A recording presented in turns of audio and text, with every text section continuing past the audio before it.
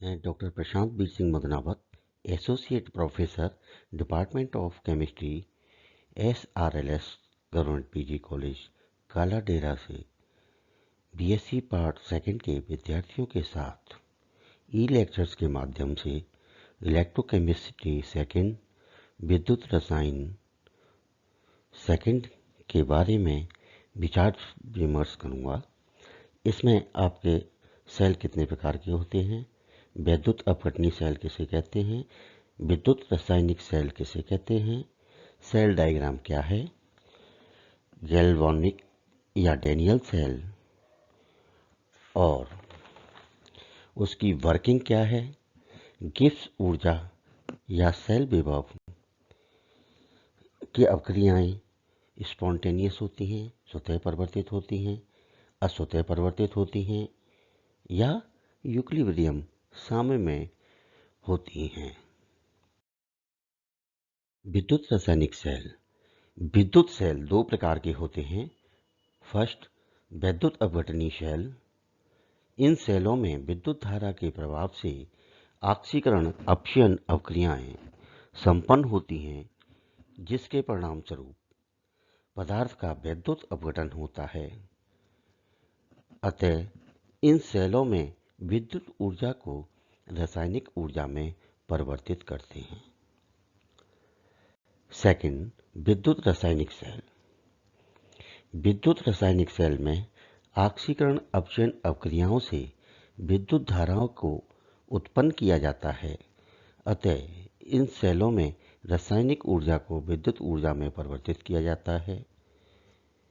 तो ये दो प्रकार के सेल हो गए, वैद्युत अपघटनी सेल और विद्युत रासायनिक सेल। Cell diagram. पहला पॉइंट, धातुओं के इलेक्ट्रोडों को सिरों पर लिखा जाता है।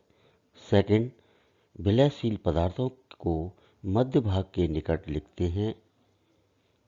थर्ड, समस्त पदार्थों की अवस्था, सक्रियता या सांद्रता तथा दाब आदि को प्रदर्शित करते हैं। नेक्स्ट पॉइंट, दो प्रावस्थाओं की परिसीमा को प्रदर्शित करने के लिए एक बड़ी रेखा खींचते हैं। फिफ्थ पॉइंट, दो विलयशील द्रव प्रावस्थाओं जिन्हें लवण सेतु या सरल दीवार द्वारा पृथक करके उन्हें संधि विभव से मुक्त रखा गया हो के मध्य दो खड़ी रेखा खींचते हैं।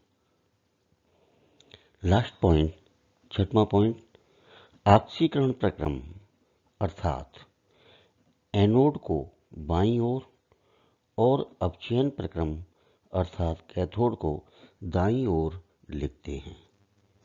जैसे फॉर एग्जाम्पल, पूर्ण सेल आरेख, सिल्वर क्लोराइड FeCl2 ब्रैकेट में m बराबर 0.540, दो खड़ी लाइनें, FeCl3 m बराबर 0.221 ब्रैकेट क्लोज, खड़ी लाइन, प्लेटिनम। इसी पूर्ण सेल आरेख को हम संक्षिप्त आरेख में भी लिख सकते हैं। जैसे सिल्वर, खड़ी line, silver chloride, FeCl2 2 aqueous, FeCl3 aqueous, खड़ी लाइन, प्लेटिनम। गैल्वानिक सेल या डैनियल सेल।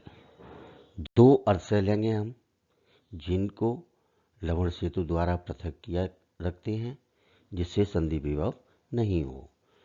इन दोनों अर्ध सेलों में एक अर्ध सेल में जिंक धातु की छड़ इलेक्ट्रोड, जिसको हम एनोड कहते हैं, वो जिंक सल्फेट के विलयन में डूबी रहती है।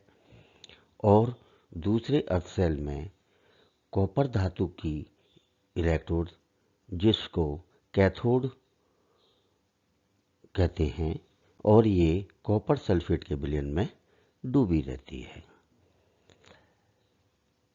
इन दोनों अर्ध सेलों को हम प्लेटिनम वायर द्वारा जोड़ते हैं। एक जगह हम इसमें वोल्ट मीटर लगाते हैं, दूसरी जगह अमीटर। जब परपथ हमारा पूर्ण हो जाए तो विद्युत धारा उत्पन्न होने लगती है, जिससे हमारी कोई मशीन, मोटर आदि स्टार्ट हो जाती है, चालू हो जाती है। इन दो सेलों में दो अर्ध सेल लवण सेतु की सहायता से अलग रखते हैं। इनमें जिंक व कॉपर धातु की दो छड़ों को इलेक्ट्रोड के रूप में लेते हैं। जिंक इलेक्ट्रोड को जिंक सल्फेट के विलयन में और कॉपर इलेक्ट्रोड को कॉपर सल्फेट के विलयन के संपर्क में रखते हैं।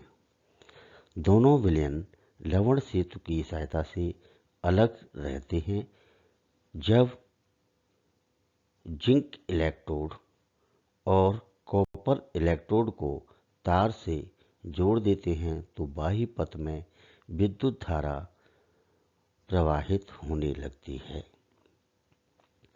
वर्किंग कार्यप्रणाली। डैनियल सेल का आरेख निम्न प्रकार से है। प्लेटिनम 1 खड़ी लाइन, जिंक सॉलिड खड़ी लाइन, जिंक +2 एक्वस 2 खड़ी लाइनें, कॉपर +2 एक्वस खड़ी लाइन, कॉपर एक्वस सॉलिड, फिर खड़ी लाइन प्लेटिनम 2। चूंकि जिंक का विलयन दाब ब्रैकेट में धातु आयन जाने की प्रवृत्ति कॉपर की तुलना में अधिक होती है, इसलिए जिंक आयन में इलेक्ट्रोड से जिंक आयन विलयन में प्रवेश करते हैं और जिंक इलेक्ट्रोड पर इलेक्ट्रॉन मुक्त हो जाते हैं। ये इलेक्ट्रॉन प्लेटिनम वायर की सहायता से कॉपर इलेक्ट्रोड की ओर जाते हैं, जहां इन्हें कॉपर आयन ग्रहण करके कॉपर धातु बनाते हैं और विद्युत धारा प्रवाहित होने के समय तंत्र में होने वाली अवक्रियाएं निम्न प्रकार से हैं। ऑक्सीकरण लेफ्ट इलेक्ट्रोड, जिंक धातु परिवर्तित होगी जिंक आयन +2 इलेक्ट्रॉन।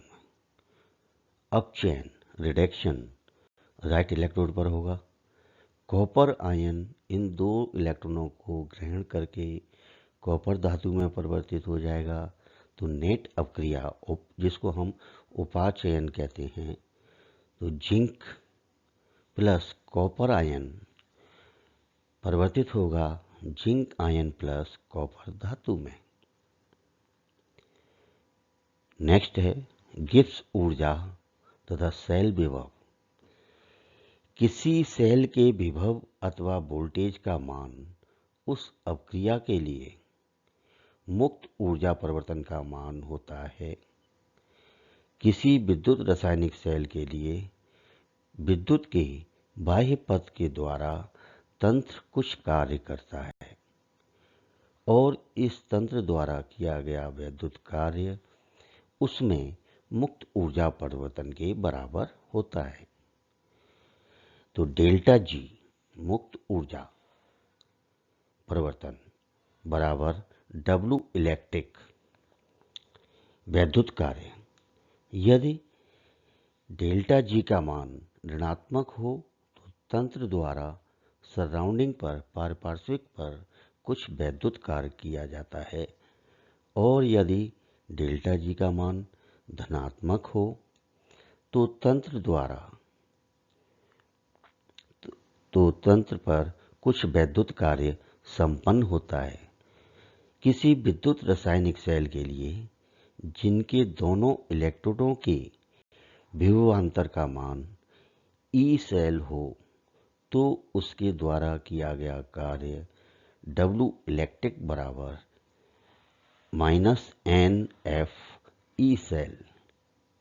यहाँ F फैराडे स्थिरांक है और N इलेक्ट्रॉनों के मूलों की संख्या है। अतः इस सेल के लिए मुक्त ऊर्जा परिवर्तन डेल्टा जी बराबर -NF ई सेल होगा। और यदि मानक सेल विभव का प्रयोग किया जाए तो मानक मुक्त ऊर्जा प्राप्त होती है।